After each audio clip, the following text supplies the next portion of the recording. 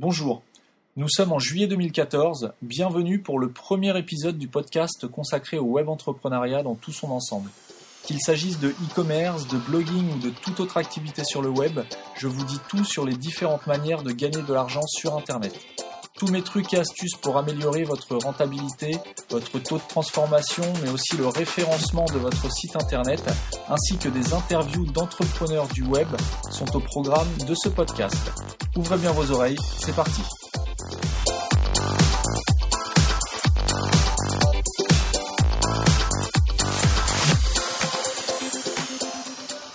Donc, dans cet épisode, je vais vous expliquer qui je suis et pourquoi j'ai choisi de lancer ce podcast qui traitera mois après mois des différents sujets relatifs au business en ligne. Je vous expliquerai également épisode par épisode comment augmenter vos ventes sur votre site, comment mettre en place des opérations e-marketing, comment tirer profit des réseaux sociaux, qu'il s'agisse de faire du B2C, donc de la vente aux particuliers, ou du B2B, donc de la vente aux professionnels. Bref, j'essaierai vraiment de vous expliquer de manière simple comment réussir sur le web. Différents entrepreneurs interviendront également au cours des épisodes, et plus particulièrement des entrepreneurs du web, des débutants, mais aussi des web entrepreneurs confirmés, afin qu'ils puissent vous livrer leur point de vue et éventuellement leurs astuces. Dans la seconde partie, j'aurai l'honneur d'interviewer Benjamin Goodwin du site bureauespresso.com, qui est un site de vente en ligne de café italien haut de gamme, et qui nous en dira plus sur son activité et sur son approche du web entrepreneuriat. Enfin, nous terminerons par une rapide analyse des actus web et tech de ces dernières semaines. Qui suis-je ? Donc, comme je vous l'ai dit, je profite de ce premier épisode pour me présenter et pour vous en dire un peu plus sur mon parcours. Donc, ça fait plus de 10 ans que je profite du web et que je me suis rendu compte de l'importance de cette technologie dans le monde entier. Internet, c'est vraiment la révolution technologique de la fin du XXe siècle. Quand j'ai commencé à naviguer sur Internet, donc au début des années 2000, je me suis dit que si chaque internaute me verserait ne serait-ce que 1 centime, ça pouvait représenter plus de 2 millions d'euros, 2 millions d'euros de chiffre d'affaires. Or, un centime d'euros, n'importe quel internaute est capable de les payer. Donc voilà, sans aller plus loin dans l'explication, c'est cette réflexion qui m'a fait prendre conscience de l'importance de l'opportunité qu'est Internet dans tout son ensemble. Et donc, en 2005, j'ai décidé de commencer à apprendre à créer un site internet par moi-même. Donc au départ, il s'agissait simplement d'apprendre le langage HTML pour les connaisseurs. Puis petit à petit, j'ai appris le langage PHP, puis le MySQL. Donc le but, c'est pas de rentrer dans la technique ni dans le détail, mais simplement de vous faire comprendre qu'avec un minimum d'intérêt pour une opportunité, on peut vraiment avancer efficacement et construire un business rentable sur Internet. J'ai donc créé mon premier site web où je référençais des programmes qui permettaient de faciliter le jeu à Counter-Strike. Donc pour ceux qui ne connaissent pas Counter-Strike, c'est un jeu en réseau extrêmement populaire à l'époque dans lequel 2 équipes s'affrontent sur une carte délimitée. D'un côté, les terroristes qui doivent poser et faire exploser une bombe dans un temps imparti, et de l'autre, les anti-terroristes qui doivent empêcher justement l'explosion de la bombe. Donc je mettais donc en ligne sur le site que j'avais créé des petits programmes qui permettaient par exemple de voir à travers les murs ou encore de viser automatiquement l'équipe adverse. Des petits programmes pour tricher. Mais le but pour moi, c'était pas vraiment de les utiliser et de tricher sur mes parties, mais c'était vraiment de lancer mon premier business en ligne en tirant profit d'une communauté de joueurs qui était à l'époque la plus grosse communauté de joueurs en ligne pour ce type de jeu.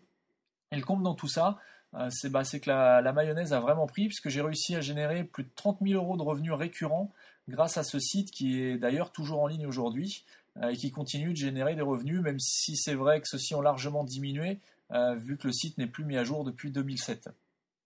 Mais c'est très important cette notion de récurrence. Donc le principe de la récurrence, c'est vraiment de toucher de l'argent plusieurs fois pour le travail accompli une seule fois.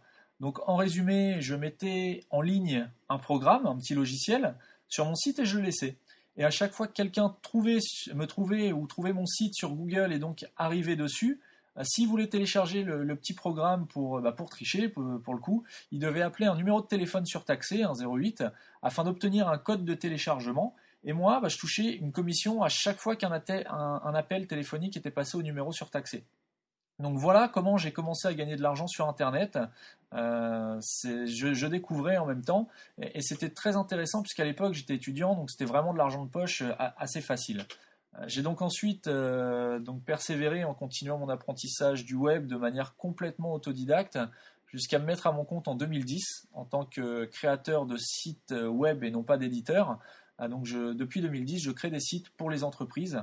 Puis j'ai développé mon activité vers le e-commerce, puis le blogging, puis j'ai commencé à développer mon expertise en référencement, en web marketing, plus généralement. De toute façon, je vous mettrai les liens sur la page du podcast vers quelques livres qui m'ont permis d'apprendre à développer mon premier site web, pour ceux que ça intéresse. Voilà pour mon parcours, vraiment résumé. Mais si vous voulez plus de détails, n'hésitez pas à me poser vos questions, soit sur LinkedIn, Viadeo, Facebook, Twitter, ou par les commentaires de ce podcast, à savoir que je mettrai les liens vers chacune de ces plateformes en dessous du podcast sur le site digiactif.fr, digiactif.fr. J'ai donc trouvé à l'époque une manière de gagner de l'argent grâce à Internet. Mais la vente de petits logiciels sur Internet, c'est pas la seule manière de gagner de l'argent. Donc on va pouvoir attaquer le sujet du mois. Quelles sont les 11 manières de générer un revenu sur Internet ?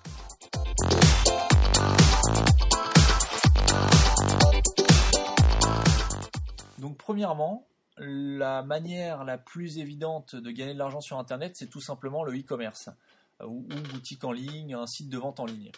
Voilà, donc ça paraît évident. Un site e-commerce, c'est tout simplement un site internet sur lequel il est possible pour les internautes d'acheter des produits ou des services et de payer directement en ligne par carte bancaire. Dans ce genre de business, on retrouve par exemple des sites comme Cdiscount, Rue du Commerce, tout type de sites, Bureau Espresso également, tout type de sites qui permettent d'acheter en ligne des produits ou des services. Le e-commerce peut aussi se pratiquer indirectement sans forcément avoir de site à soi.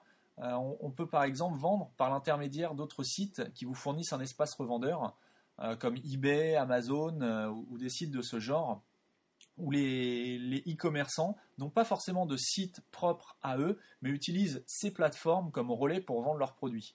Voilà, donc sur ce genre de plateforme, n'importe qui au final peut vendre n'importe quoi entre guillemets. Ça peut être vraiment une excellente alternative et un moyen de tester la commercialisation d'un produit avant de s'engager dans des démarches de création de sites e-commerce. Deuxième moyen de gagner de l'argent, c'est le blogging. Le blogging, c'est quoi ? C'est la création d'un blog. Alors un blog, c'est comme un site internet qui va être sur une thématique particulière sur lequel le propriétaire, donc le webmaster du blog, va expliquer, va développer sa thématique. En général, on fait un blog par passion. Je sais pas, ça peut être dans le jardinage, dans le bricolage, dans le fait d'avoir un potager, comment cultiver, comment planter. C'est vraiment une sorte de regroupement d'informations, de tutoriels qui vont expliquer en fonction du nombre de posts par semaine comment faire pousser des carottes. Comment gagner de l'argent sur Internet, par exemple. Voilà, c'est une thématique aussi qui est très populaire sur le web. Donc voilà, et un blog, il y a différentes manières de le monétiser. Donc comment monétiser un blog, c'est un thème qui pourra d'ailleurs faire l'objet d'un prochain épisode du podcast, voilà, sur les différentes manières de gagner de l'argent avec son blog. Comment monétiser un blog. Un blog, ça peut permettre aussi de vendre un produit spécifique tout en le présentant d'une manière différente d'un e-commerce classique. Souvent, sur les blogs, on peut retrouver à vendre de la formation. Ce qu'on va retrouver à vendre sur le blog, ça va être de l'information. Comment, par exemple, faire pousser des carottes au mois de juillet. Voilà, si vous voulez savoir comment faire, achetez ma formation qui dure 1h30, qui sera sous forme de vidéo, par exemple. Et voilà, vous pouvez vous abonner. Enfin, il y a vraiment différentes manières avec un blog. Il faut savoir qu'avec un blog, on peut vraiment gagner de l'argent. Troisième manière de gagner de l'argent sur Internet, l'emailing. Donc l'emailing, c'est le fait d'envoyer des emails en masse, de manière ciblée, c'est mieux, afin d'avoir un bon taux de retour. Donc le but, c'est vraiment de se constituer une liste d'adresses email de prospects qui soit la plus grosse possible, si possible, comme je le disais, la mieux ciblée, afin de relayer des informations, des programmes d'affiliation auxquels vous vous serez inscrit. Mais alors attention, le business de l'emailing, c'est vraiment très particulier à exploiter, car il ne s'agit pas non plus de spammer à tout va n'importe qui avec n'importe quel message publicitaire. sous peine de tout simplement avoir un taux d'ouverture qui est vraiment très très mauvais, et donc un taux de transformation qui est encore plus mauvais. En gros, faire une campagne d'emailing qui rapporte absolument rien, autant pas faire de campagne. Donc d'une part, faut vraiment éviter le spam, parce que d'une part c'est interdit, d'autre part parce que vos serveurs d'envoi de mail ne feront pas long feu si vraiment vous respectez pas un minimum les règles de l'emailing.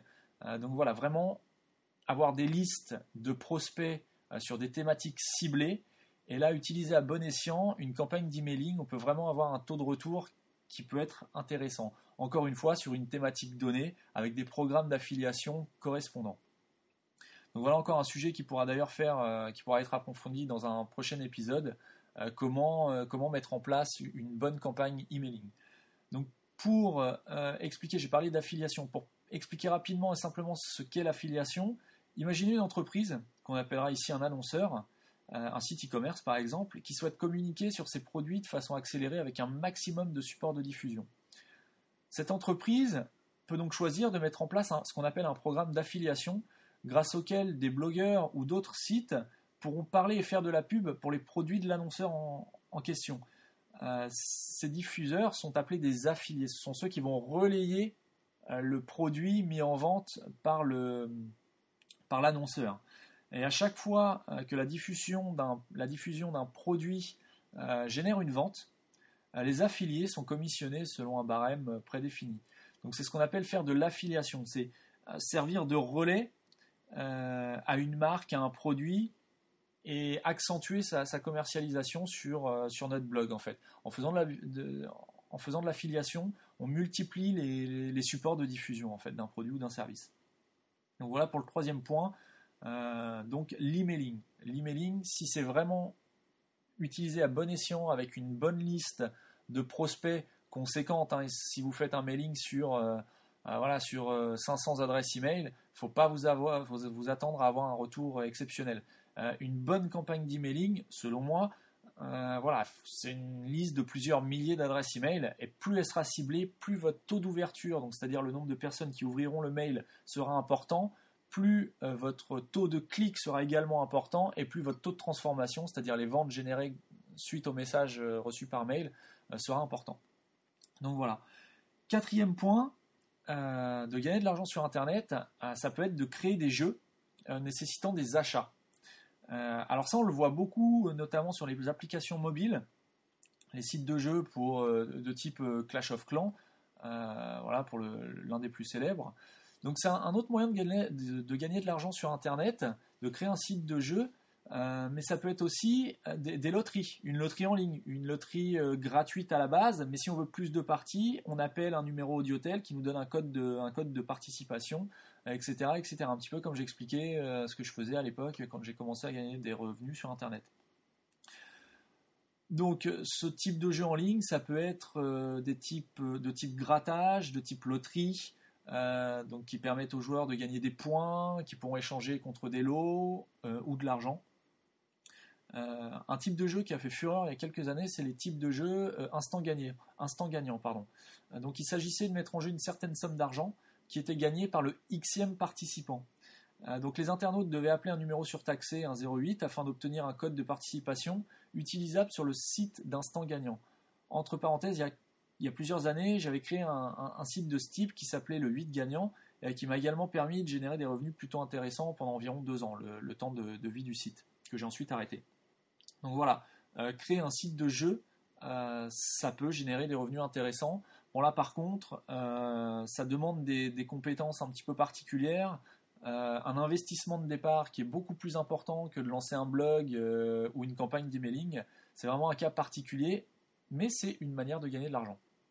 Cinquième possibilité, vendre des espaces publicitaires, vendre des articles, vendre des liens sur un site qui nous appartient, donc qu'il s'agisse d'un blog, d'un site e-commerce ou autre. Donc la vente d'espaces publicitaires ou la vente d'articles sponsorisés qui ont pour but la promotion d'un produit ou d'un site internet en particulier, ça peut être un moyen de gagner de l'argent plutôt intéressant.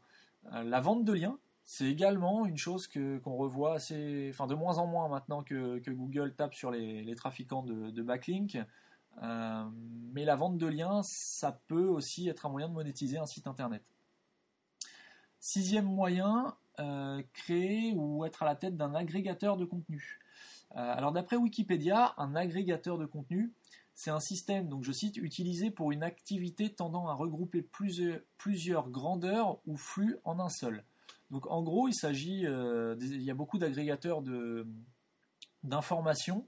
Donc sur votre site, vous allez lister toutes les informations, tous les articles, tous les sujets qui paraissent sur différents médias. Donc sur le site de Paris-Normandie, sur le site Le Monde, sur le site voilà, plusieurs sites d'information. Bon, bah vous allez regrouper, vous allez agréger vraiment tout leur contenu sur votre site. Donc, il s'agit vraiment de regrouper plusieurs. Ça peut être des vidéos. Là, j'ai pris l'exemple d'actualité, politique ou autre, mais ça peut être aussi des vidéos humoristiques qui sont disponibles sur différents sites internet et de les proposer sur un seul et même site, à savoir le vôtre. Reste à savoir ensuite comment monétiser ce genre de plateforme, éventuellement en mettant de la publicité, on l'a vu juste au-dessus, en proposant un abonnement à ceux qui souhaitent recevoir les dernières vidéos par mail dès leur sortie ou qui ne souhaitent pas avoir justement de publicité sur le site. Enfin voilà, créer un agrégateur de contenu, ça peut être un moyen de gagner de l'argent sur Internet. Septième possibilité, la vidéo. Donc la vidéo sur Internet a une part de plus en plus prédominante, notamment par l'intermédiaire de YouTube, que tout le monde connaît. Donc YouTube, c'est rapidement devenu une source de revenus méga rentable pour quelques membres qu'on appelle des YouTubeurs qui se sont spécialisés dans la publication de vidéos. Donc on peut retrouver tout type de vidéos, des vidéos humoristiques principalement, bien souvent, mais aussi des formations, des sketchs. On peut par exemple citer Rémi Gaillard, qui est devenu super célèbre grâce à ses vidéos qu'il a postées où il se met en scène, où il met en scène des gags, voilà, et qui ont généré jusqu'à aujourd'hui plusieurs dizaines de millions de vues sur ces vidéos. Et donc qui gagnent de quoi vivre grâce aux publicités qui sont diffusées au début des vidéos. Vous avez sûrement remarqué que depuis quelques mois, depuis plusieurs mois, oui, il y a des petites publicités, soit en vidéo, soit en bandeau publicitaire texte en bas des vidéos, qui sont proposées au début d'une vidéo YouTube. Bon, faut savoir que la personne qui a mis en ligne sa vidéo, si vous regardez la publicité qui la précède, le YouTuber va toucher une commission. Donc voilà. Voilà, on parle bien évidemment de YouTube parce que c'est le plus connu et YouTube appartient à Google, a été racheté il y a quelques années par Google, quelques mois par Google. Donc voilà, mais il y a d'autres plateformes très populaires comme Dailymotion, Vimeo, sur lesquelles il est également possible de mettre en ligne des vidéos et de tirer un revenu par le nombre de vues. Huitième possibilité de gagner de l'argent, la vente de formation. Donc vous pouvez vendre de la formation en ligne. Il y a de nombreux blogs qui fleurissent sur Internet depuis quelques années qui proposent des formations sur différentes thématiques. Il peut s'agir de formations au format vidéo, là des plateformes, on vient justement d'en parler comme YouTube, mais aussi au format audio, sous format podcast.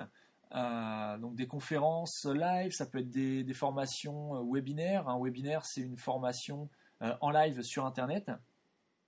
Voilà, le tout, c'est bien évidemment de proposer un contenu de valeur aux personnes que vous allez solliciter. La qualité de votre contenu sera reconnue petit à petit par votre passif, par votre expertise que vous aurez pu démontrer. Voilà, si vous apportez vraiment quelque chose de valeur à vos auditeurs, vous allez pouvoir commencer à monétiser cette valeur en vendant par exemple de la formation. Neuvième possibilité de tirer un revenu sur Internet, le podcasting. Donc là, la création d'un podcast, ça peut être un moyen aussi intéressant de gagner de l'argent sur Internet. Cela dit, avant de faire un podcast de qualité, il va falloir s'exercer longuement. Entre parenthèses, là, c'est mon premier podcast, donc voilà, j'ai encore beaucoup de choses à apprendre, notamment l'amélioration de la qualité sonore. Mais bon, quelqu'un qui maîtrise vraiment le podcasting peut commencer aussi à monétiser son média. À savoir que le podcast, c'est vraiment un média à part entière, et donc on peut choisir vraiment chaque thématique, un petit peu comme un blog, sauf que là, il s'agit de faire ça en audio.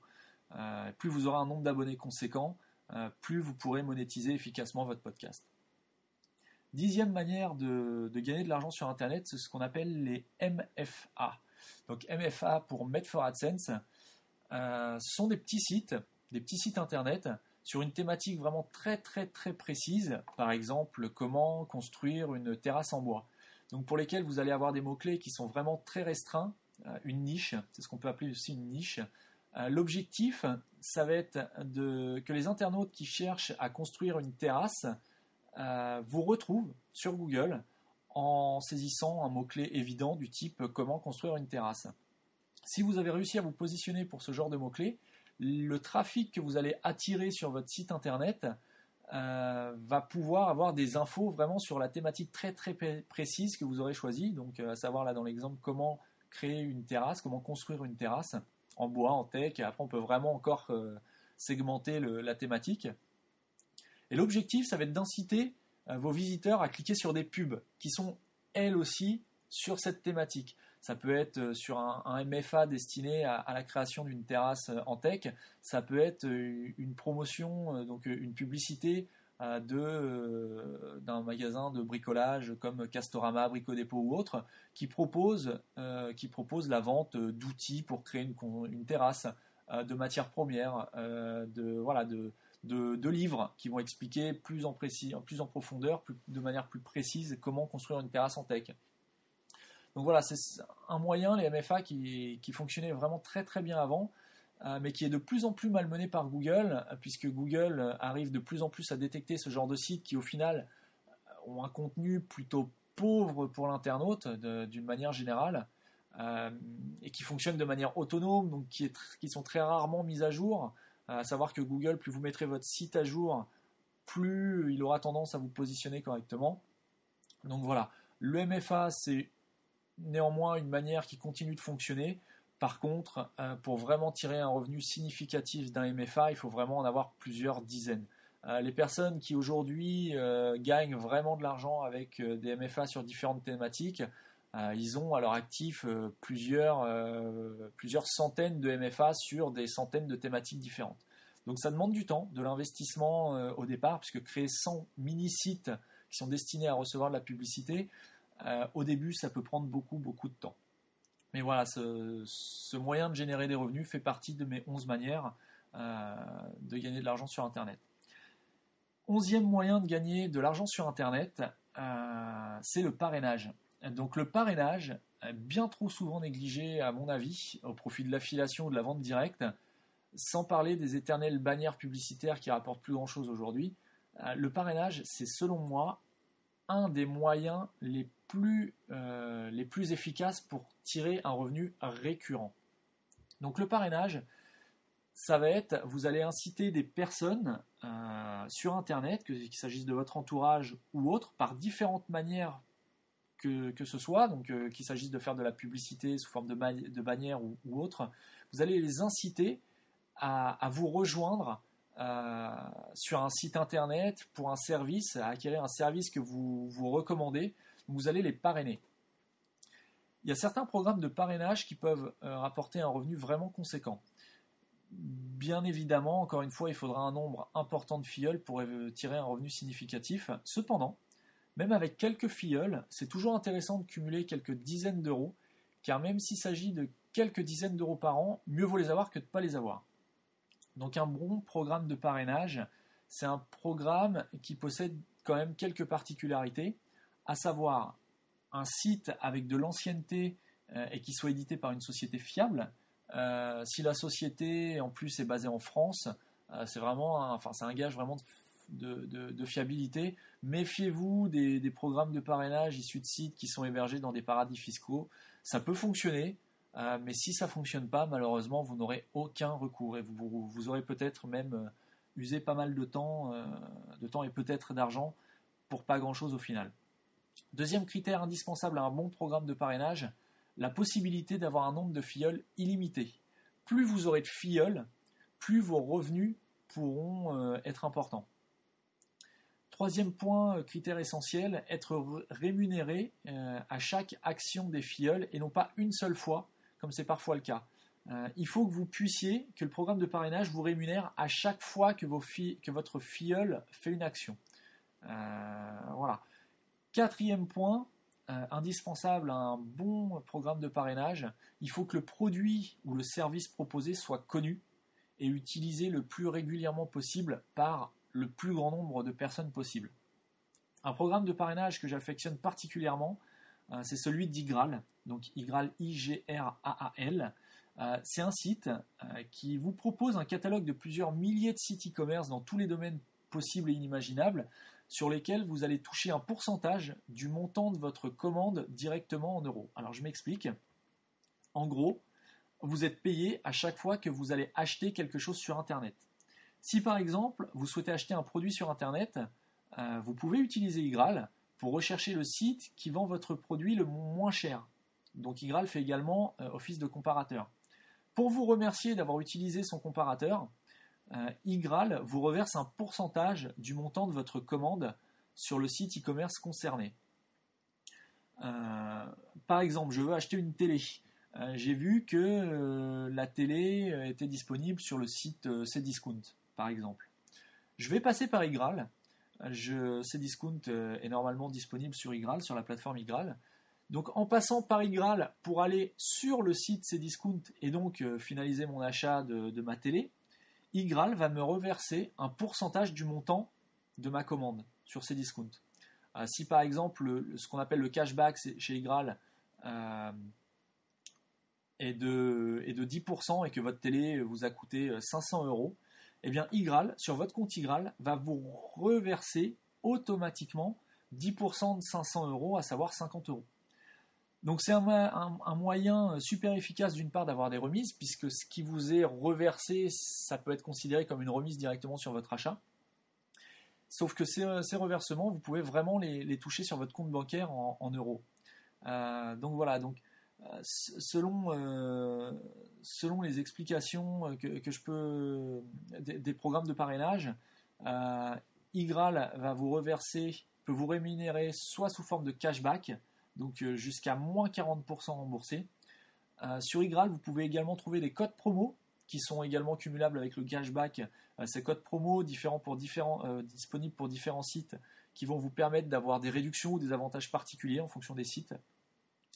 Igral, c'est aussi un comparateur qui vous permet néanmoins, notamment de comparer, rechercher un produit, et Igral va vous sortir le site internet qui commercialise ce même produit le moins cher. Voilà. Et donc en faisant ça, vous serez également commissionné, vous aurez un cashback qui aura un pourcentage du montant de votre commande sur le site que vous aurez sélectionné. Igral, c'est aussi une barre de shopping, donc ça c'est vraiment le top. Vous naviguez avec, que vous utilisiez Internet Explorer, Firefox ou Google Chrome, vous installez la barre de shopping, donc c'est un petit plugin sur votre navigateur, et à chaque fois que vous allez visiter un site, sans même passer par igral.fr, il y a une petite alerte qui va vous indiquer que le site e-commerce sur lequel vous êtes en train d'effectuer un achat est disponible sur Igral. Donc vous allez cliquer sur cette petite icône qui va clignoter dans votre navigateur, et votre cashback sera automatiquement pris en compte. Donc c'est vraiment une manière, comment automatiser le fait d'avoir des remises et de générer un revenu sur Internet, c'est d'utiliser la barre de shopping Igral. Igral, c'est aussi une appli mobile, donc tous les avantages que je viens de vous expliquer sont disponibles sur Android et iOS, donc iPhone. Donc vous pouvez aussi utiliser Igral quand vous faites des achats sur mobile. Vous pouvez aussi laisser des avis sur les différents sites sur lesquels vous avez effectué un achat, et ces avis sont également rémunérés par Igral. Et enfin, point le plus important, Igral propose un programme de parrainage. Donc c'est le meilleur programme de parrainage que je connaisse, à savoir quand vous allez conseiller Igral à un proche à vous, ou à un de vos amis sur Facebook ou Twitter ou autre, bref, dès que vous allez recommander Igral à quelqu'un, Igral va vous reverser directement 3 € d'office pour vous remercier d'avoir généré une inscription. Mais en plus, c'est pas tout, et c'est là que c'est super intéressant. À chaque fois que votre filleul va passer par Igral pour avoir une remise et donc pour passer un achat sur Internet, vous allez toucher 10% de commission sur tous les cashbacks de tous vos filleuls à vie. Et ça, c'est vraiment le top du top, puisque de plus en plus de personnes commandent sur Internet. De plus en plus de personnes sont intéressées pour acheter moins cher sur Internet. C'est tout à fait l'objectif d'Igral. Donc plus les personnes vont utiliser Igral et donc avoir des remises sur leurs achats, plus vous allez générer des commissions sur les cashbacks de vos filleuls.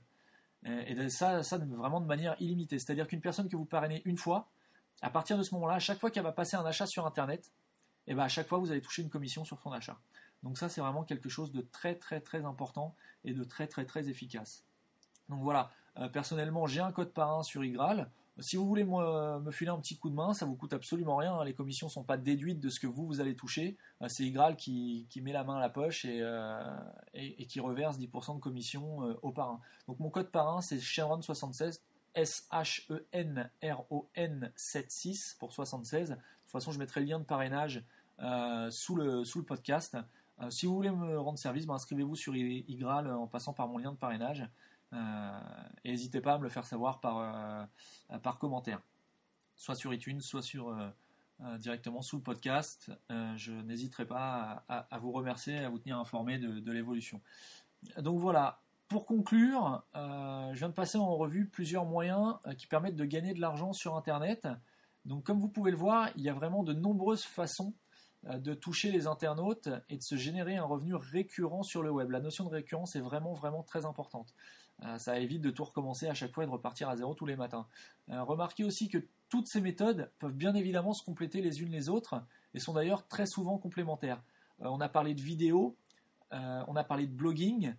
Voilà, les vidéos peuvent être sur un blog. La vidéo est un moyen de monétiser un blog. Donc les 11 manières qu'on vient de passer en revue, que je viens de passer en revue sur ce podcast, peuvent se compléter les unes les autres. À vous de trouver vraiment le meilleur arrangement et le plus rentable pour vous. Un autre point essentiel à la réussite en ligne, c'est de trouver un concept original à exploiter. S'il est unique, c'est encore mieux.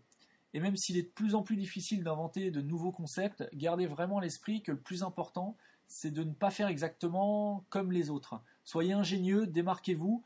Voilà, il ne vous reste plus qu'à réfléchir à un éventuel projet afin de commencer vous aussi à gagner de l'argent. Et même si votre projet, si vous souhaitez si vous souhaitez créer un blog sur le jardinage et qu'il y a déjà des dizaines de blogs sur le jardinage, faites-le, mais argumentez à votre manière. Trouvez un moyen d'amener les mêmes idées que les blogs qui traitent du jardinage, mais à votre manière, à votre sauce. S'ils le font déjà sous forme de vidéo, créez peut-être un podcast qui sera disponible sur votre blog. Bref, trouvez vraiment un moyen qui va vous permettre de vous démarquer. En parlant de gagner de l'argent, c'est justement le moment de passer à l'interview du mois. Et c'est donc avec plaisir que j'accueille Benjamin du site bureauespresso.com.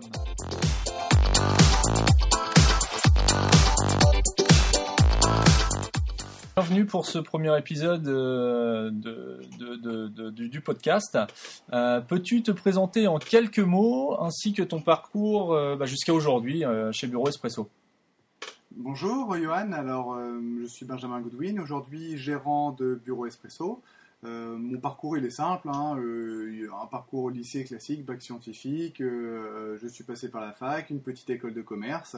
Et après un tout début de carrière, je n'ai que 30 ans en tant que commercial et chargé d'affaires dans diverses entreprises, j'ai racheté l'an passé la société Bureau Espresso.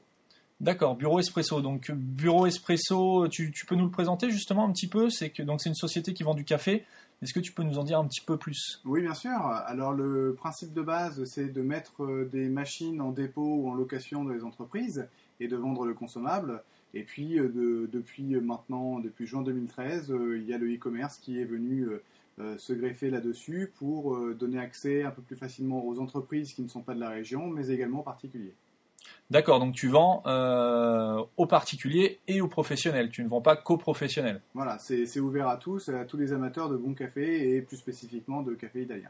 D'accord, et les professionnels peuvent aussi commander sur le site ou c'est vraiment réservé aux particuliers ? Tout le monde peut commander par n'importe quel moyen. Aujourd'hui, le site internet est privilégié, mais par téléphone, par courrier, par fax, par internet, toute source de revenus est la bienvenue. D'accord. Et donc aujourd'hui, tu vis entièrement de ton activité sur internet, donc par Bureau Espresso ou Oui, j'en vis.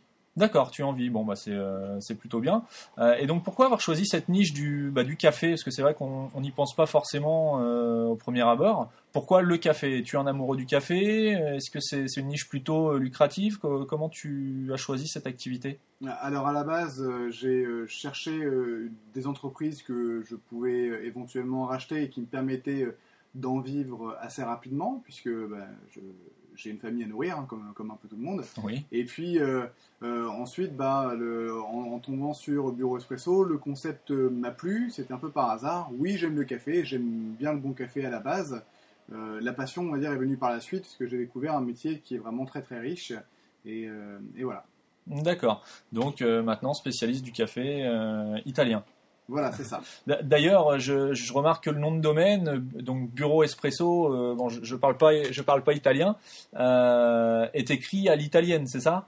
Oui, oui, oui, Burro Espresso en italien, hein, bon, c'est assez facile de deviner. Espresso pour le fameux espresso qu'on rebaptise expresso souvent en France, donc le café serré, Mhm. et Burro qui vient de bureau, hein, donc le café au bureau à la base. D'accord. Donc un vrai nom italien qui fait office de marque aujourd'hui et qui permet de retrouver ton site internet. Donc voilà, Bureau Espresso en un seul mot, Buroespresso. Et donc, plus particulièrement sur Internet, donc on a vu que tu travaillais en direct avec des professionnels et sur Internet. Euh, Quels avantages as-tu trouvé, puisque si je ne m'abuse, c'est la première fois que tu as vraiment un business en ligne. euh, Quels avantages tu trouves à avoir lancé un site e-commerce plutôt que de travailler vraiment en tant que commercial classique sur le terrain, porte à porte? Quels avantages tu trouves vraiment au business en ligne depuis ton lancement il y a un an? Alors en effet, oui, c'est le premier e-commerce hein, que je gère. Euh, la problématique de Bureau Espresso, c'est qu'on est un peu à un stade où on ne peut pas encore embaucher, mais où la somme de travail devient trop importante pour une seule personne. Le e-commerce permet de se développer en s'affranchissant en partie de la prospection classique, hein, le porte-à-porte, le phoning, etc. Mhm. Ce qui permet de gagner du temps. Et de même que la préparation et l'envoi de colis, ça reste toujours plus simple que de mettre le café dans le camion et d'aller le livrer soi-même. Donc à la base, ça m'apporte un gain de temps assez important. Et puis ça me permet surtout de toucher tout le territoire national, voire même européen, quelques commandes pour la Belgique, l'Allemagne, et qui me permettent du coup de toucher un public plus large. D'accord. Donc oui, tu profites en fait de l'opportunité d'avoir une prospection passive par le biais d'Internet, donc des moteurs de recherche, parce que si on ne te trouve pas sur Internet, forcément on va pas trouver ton site. Mais si les personnes cherchent spécialistes du café italien, effectivement, ça fait office de prospection pour toi. Et au niveau de la logistique, justement, tu nous parlais de l'expédition des colis. Comment ça se passe? C'est toi qui gères tout ça? Est-ce que c'est délocalisé? Comment tu gères vraiment ton business au quotidien? Alors aujourd'hui, oui, c'est moi qui gère, hein. Je suis un peu multitâche, commercial, acheteur, logisticien, presque comptable. J'ai juste délocalisé les écritures comptables en elles-mêmes. Et donc oui, je gère tout. Donc quand une commande arrive sur le back-office, je l'édite, je saisis la facture dans le système de gestion commerciale. Je vais chercher la marchandise dans le stock pour l'emballer et ensuite l'expédier via Exapac ou autre transporteur pour les colis plus volumineux. D'accord, donc tu travailles avec des transporteurs pour l'expédition et tu emballes toi-même. Et ta journée type, justement, parle-nous de ta journée type le matin quand tu te lèves jusqu'au soir au moment de te coucher. Quelle est la journée type d'un professionnel qui vend sur Internet via un site e-commerce? Alors, elle démarre par un bon café. Ouais, Donc, comme par hasard. voilà, c'est important parce que la journée est bien souvent assez dense. Après, en fonction de ce qui est arrivé dans la boîte mail pendant la soirée ou ce que je n'ai pas pu faire la veille, il va y avoir des colis à emballer ou quelques livraisons clients à faire si il y a eu des demandes par téléphone par la suite. Donc, en Mhm. ce moment, les journées de travail sont assez denses. Et puis, après, la journée est assez rythmée par les coups de téléphone et les besoins pour les fournisseurs. Hein. Donc chacun se reconnaîtra un peu dedans, mais on a tous les mêmes problèmes avec les transporteurs, les fournisseurs, gérer éventuellement l'après-vente. Voilà, donc c'est un peu décousu. Aujourd'hui, je ne peux pas encore me permettre d'avoir une journée très bien structurée. Ça viendra justement quand les embauches seront possibles. D'accord. Et donc justement, j'entendais, enfin tu viens de nous dire que tu gérais les demandes clients vraiment du tac au tac, hein, tu essayes d'être vraiment réactif dans les commandes, dans la gestion des commandes. Et justement, est-ce que la place et l'importance du SAV vis-à-vis de tes clients, enfin je ne sais pas s'il y a beaucoup de SAV, mais quelle place a le SAV dans la gestion au quotidien? Est-ce que c'est une part importante de ton activité ou pas? Non, puisque la gestion du SAV passe tout d'abord par la sélection de bons fournisseurs qui proposent du bon matériel, du bon café, pour avoir un minimum de SAV. Bon, de temps en temps, ça peut arriver. J'essaie de le faire porter le plus possible par les fournisseurs et bon, sur certaines marques, je suis amené à le gérer moi-même. Voilà, donc mais on essaie de l'éviter au maximum. D'accord. Et donc tes fournisseurs, justement, parlons-en. Tu travailles avec des fournisseurs français, des fournisseurs italiens, j'imagine. D'où vient le café? D'où viennent les machines? Le café vient exclusivement d'Italie. On souhaite être le spécialiste du café italien, donc on ne va pas aller le chercher ailleurs. Et en ce qui concerne les machines, les marques sont italiennes ou suisses, hein, Saeco, Jura. Ouais, donc vraiment des machines très connues, Oui, des oui, marques très connues. on reste sur enfin, plus que sur une marque connue, on est sur une marque reconnue pour sa fiabilité et son expertise technique. Voilà, donc on veut proposer du café haut de gamme, on ne peut pas le faire sans excellent matériel. Et ces machines sont, pour des logiques industrielles, fabriquées bien souvent en Europe de l'Est, Roumanie, voilà. D'accord. Donc ton café, justement, donc depuis tout à l'heure on parle de café haut de gamme. Est-ce qu'on peut retrouver ton café dans les supermarchés ou dans les petits commerces près de chez nous? À ma connaissance, non. Après, je ne connais pas la logique de commercialisation des torréfacteurs. Mais ce que je sais, c'est qu'on peut les trouver sur bureauespresso.com à bon prix et surtout qu'on n'en sera jamais déçu. D'accord. Bon. Donc autant se rendre directement sur le site. Quelles sont les principales difficultés que tu as rencontrées depuis tes débuts sur Internet, sur le web? Alors, les principales difficultés sont liées à la notoriété, puisque sur la partie e-commerce, on voit bien que la progression a été assez lente. Le premier mois, qui a été juin 2013, on a été à 600 euros de chiffre d'affaires et c'est monté progressivement jusqu'à là atteindre depuis ces derniers mois un rythme de croisière de 6 000 euros. Mais on sent que là, on arrive à un petit plafond, un petit palier qu'il va falloir percer pour aller plus loin. Et aujourd'hui, on peut dire qu'on propose le bon produit, on propose la bonne machine, on est au bon prix, on est dans ce que recherchent les clients.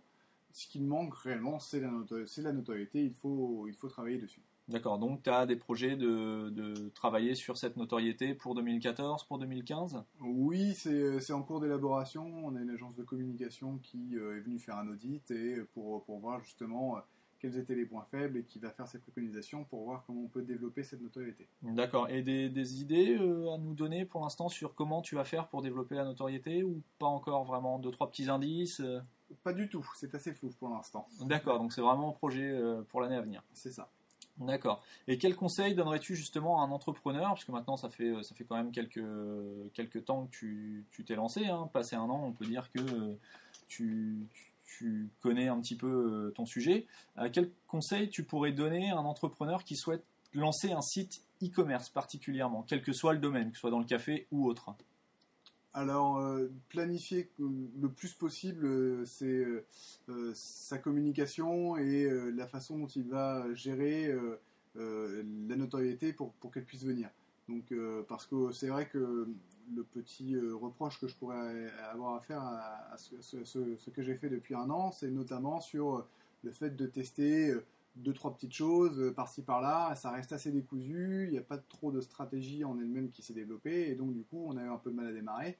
Maintenant c'est parti, mais il faut maintenant aller plus loin. Donc mettre de l'argent, oui, sur ne pas négliger le côté communication parce qu'on a beau avoir les meilleurs fournisseurs, les meilleurs produits, et si on ne nous connaît pas, on ne vend pas. D'accord, donc c'est vraiment notoriété, communiquer, quoi. Oui. Ok, donc oui, la publicité forcément pour se faire connaître. Ok, justement au niveau marketing, au niveau communication, qu'est-ce que tu mets en place régulièrement pour développer ton business?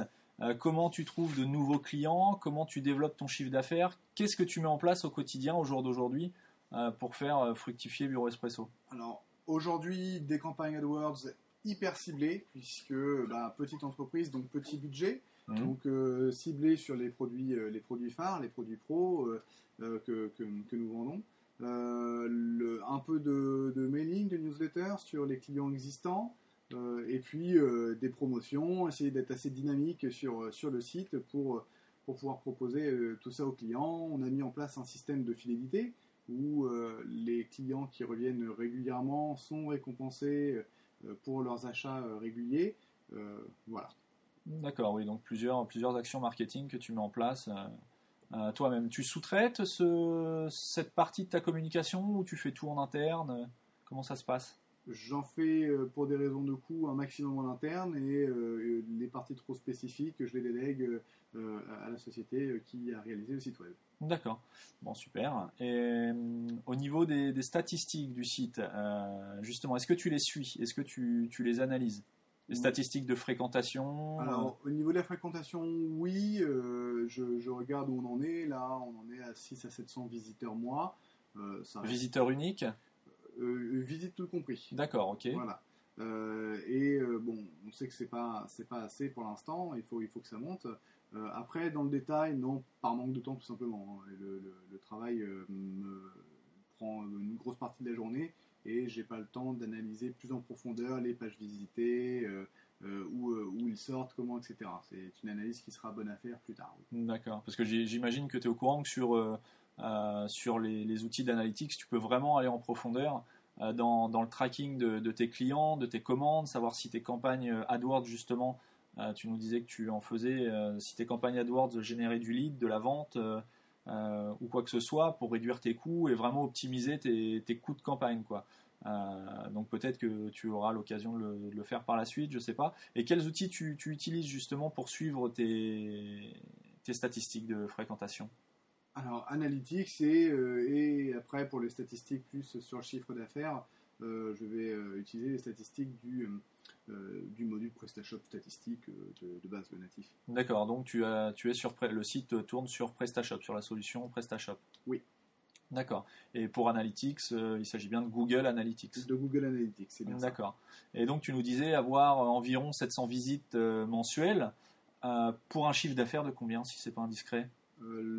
Là, sur le début d'année, on est à peu près à 40 000, donc on peut espérer 70 000 € sur l'année.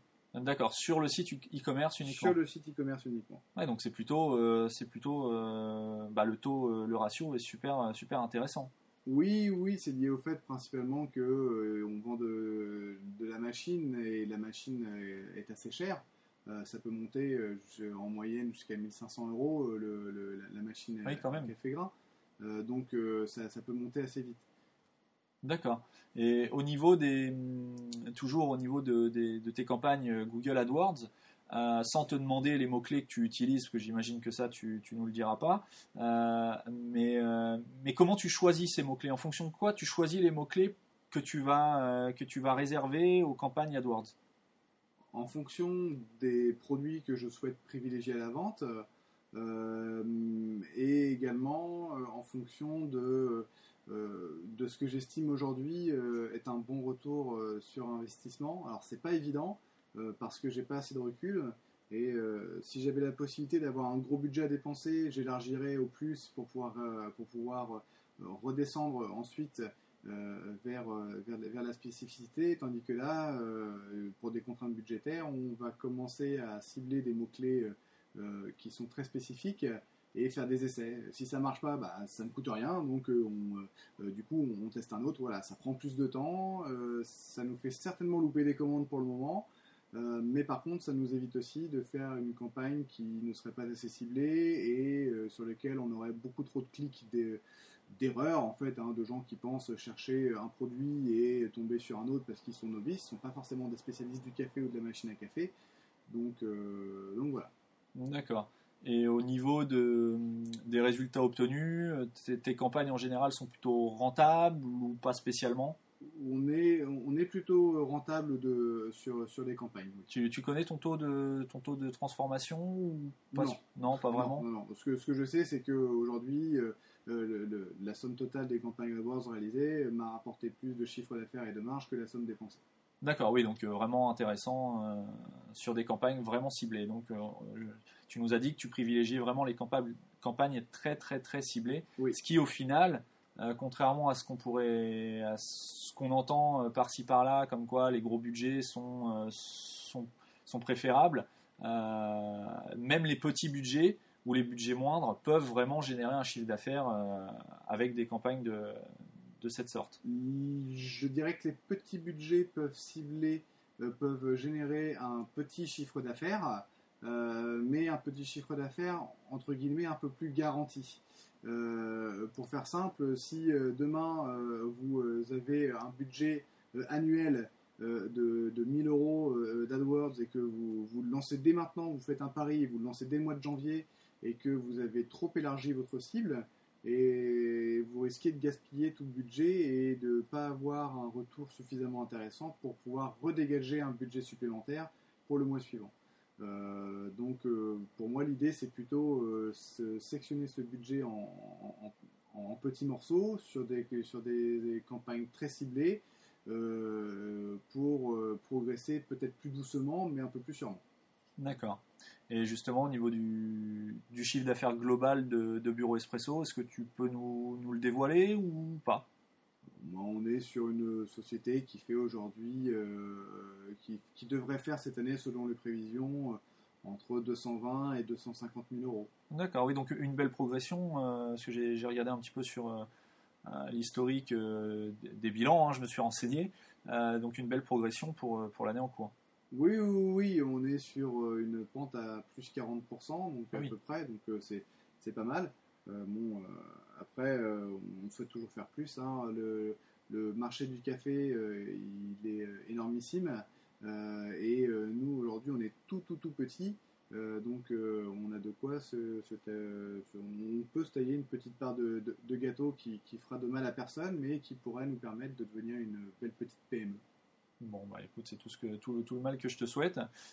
Des objectifs concrets pour l'avenir, pour l'année à venir, pour 2015, ou des objectifs de chiffre d'affaires, de développement, de lancement de produits, Je dirais que j'aimerais pouvoir accrocher beaucoup plus de particuliers, parce que même sur le e-commerce, aujourd'hui, c'est encore beaucoup le professionnel qui vient nous voir, et développer donc des offres en conséquence, des offres produits et des offres tarifaires attractives pour le particulier, et continuer le métier et devenir le référent web du marché du café, au moins pour les professionnels.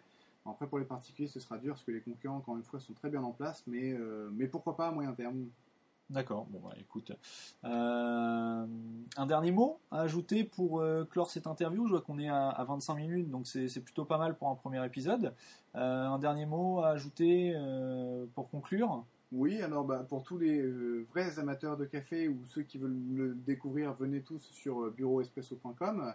Et pour tous ceux qui souhaitent se lancer sur un e-commerce ou sur l'entrepreneuriat d'une manière un peu plus générale, lancez-vous, n'hésitez pas, mais ne négligez surtout aucun détail, parce que, bien entendu, hein, là, vous ne dépendrez plus que de vous et de ce que vous serez en mesure de faire. Donc, allez-y, mais attention. D'accord, et en italien? En italien, arrivederci et benvenuto su bureauespresso.com. D'accord, bon, j'ai pas tout compris, mais Ça voulait dire je au te suis. revoir et bienvenue sur bureauespresso.com. Très bien, merci beaucoup. Bonne continuation. À bientôt, surtout. Et merci à toi d'avoir participé à ce premier épisode. Merci, Johan.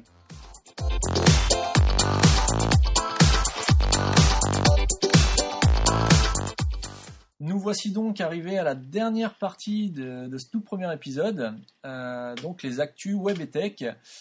Donc pour ce premier numéro, j'ai sélectionné quelques actualités qui m'ont paru indispensables de ces dernières semaines. Donc première actu, faire une recherche sur Google pourra bientôt être considéré comme un acte de terrorisme. Donc il s'agit de vraiment, ça concerne uniquement les recherches Google sur les composants d'une bombe ou d'une arme chimique qui devra toutefois être, je cite, intentionnellement en relation avec une entreprise individuelle ayant pour but de troubler gravement l'ordre public par l'intimidation ou la terreur. Donc voilà, prochainement, attention à vos recherches, puisqu'il y a un projet de loi de lutte contre le terrorisme qui prévoit justement de créer un nouveau délit qui l'assimile, certaines recherches à un acte de terrorisme lorsqu'on s'inscrit dans un faisceau d'indices que le projet de loi aura déterminé. Donc voilà, c'est quelque chose pour parler. À savoir que voilà, certaines recherches pourront à l'avenir être considérées comme actes terroristes. Deuxième actu, donc là ça s'adresse plutôt aux personnes intéressées par le référencement web, donc des sites internet. Les guidelines de Google dans leur version 5.0 sont sortis le 31 mars dernier. Donc les guidelines, c'est un document édité officiellement par Google qui est censé indiquer au personnel de Google comment qualifier la qualité d'un site. Donc c'est un document entièrement en anglais de 160 pages, mais qui peut vraiment être intéressant à lire quand on cherche à référencer efficacement son site internet. Troisième actu, donc ça concerne le concurrent de Google, à savoir le moteur de recherche Bing, donc le moteur de recherche de Microsoft, et le droit à l'oubli. Donc pour ceux qui ne sont pas au courant, depuis quelques semaines, Google a été obligé de mettre en ligne un formulaire qui permet aux internautes de demander de supprimer certains liens de sites internet avec des informations les concernant, qu'on appelle le formulaire de droit à l'oubli. Donc c'est pour l'Europe. Et donc après Google, c'est le moteur de recherche Bing qui a lancé son formulaire de droit à l'oubli en Europe. Donc formulaire qui est sorti le 16 juillet dernier, donc il y a quelques jours. Il est désormais possible de demander à Bing de faire disparaître des informations nous concernant.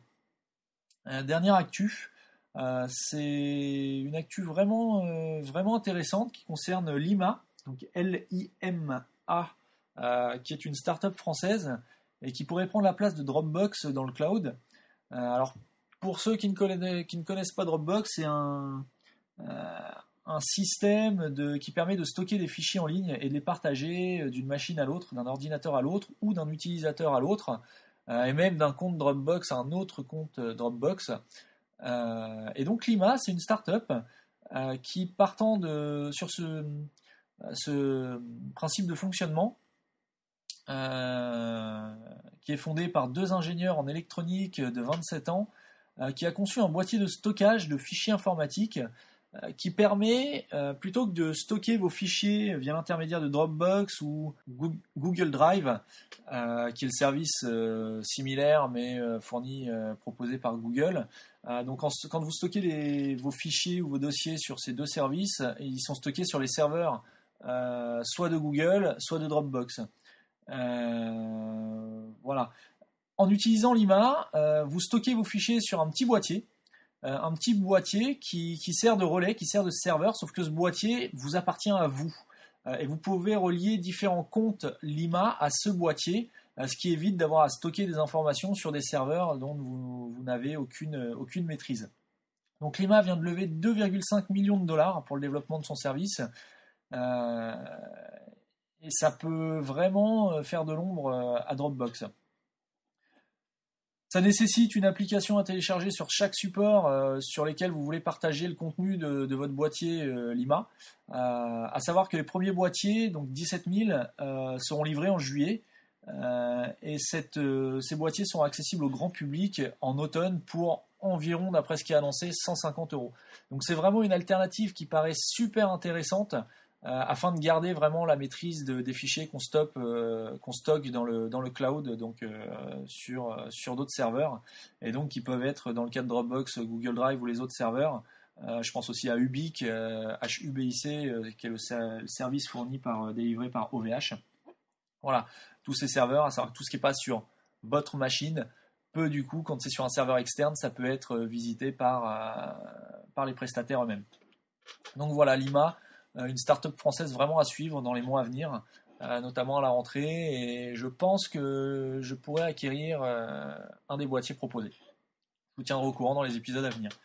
Donc voilà pour ces actus web et tech. On arrive à près de 59 minutes d'émission. Donc pour une première, c'est plutôt pas mal, sachant que j'avais prévu 45 minutes max. Donc on a dépassé.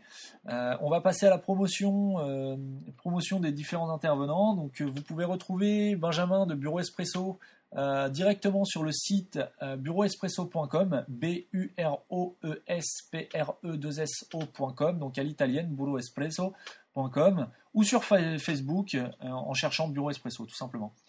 Pour ma part, vous pouvez me retrouver sur le site digiactif.fr, digiactif.fr, sur Facebook en cherchant DigiActif, Twitter DigiActif ou Google+, DigiActif. N'hésitez pas à me laisser vos commentaires sur iTunes et à poser vos questions auxquelles je répondrai avec plaisir dans les épisodes suivants. Merci pour votre écoute et pour votre indulgence. Voilà, c'est mon premier podcast et je ferai du mieux pour l'améliorer lors des prochains épisodes. Bonne semaine, bonne fin de mois de juillet à vous.